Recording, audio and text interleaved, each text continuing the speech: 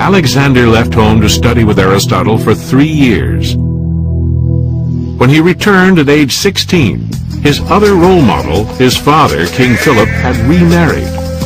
Worse, another son was born, threatening Alexander's position as successor to the throne.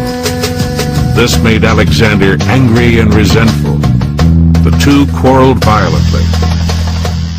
This may well have embittered Alexander and started that very difficult atmosphere, which I actually think is cross-cultural, a universal psychological trait, if it comes into play, of deep rivalry of a son desperately wanting to outdo father.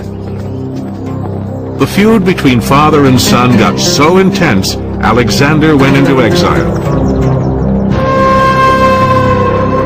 Ultimately, the two reconciled, but the truce did not last long.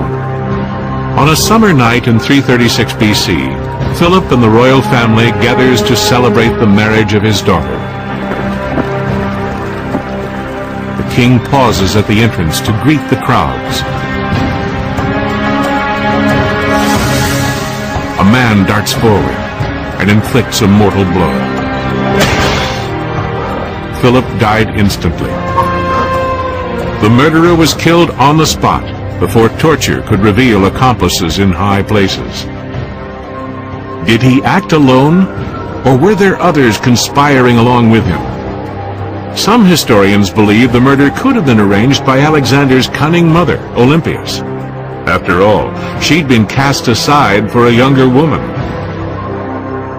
I would have thought that she's involved. I mean, heavens, this was what had displaced her from a position of honor. She's not going to just sit there quietly. Hell hath no fury, even in Macedonia, like a woman scorned. And what about Alexander? Could he have had a role in his father's death? In terms of for whom or for whose benefit was Philip's assassination most strongly pronounced, the answer must be Alexander, because Philip, at the time of his assassination, was about to go off to Asia, was about to begin this great campaign of conquest. Alexander wasn't even part of the story. He was going to be left behind, presumably as a regent, but he was not going to be able to get the sort of glory that comes with being on this major campaign. And glory was the one thing Alexander wanted above all else. Any suspicion would have angered the Macedonian nobles, whose support he needed and got.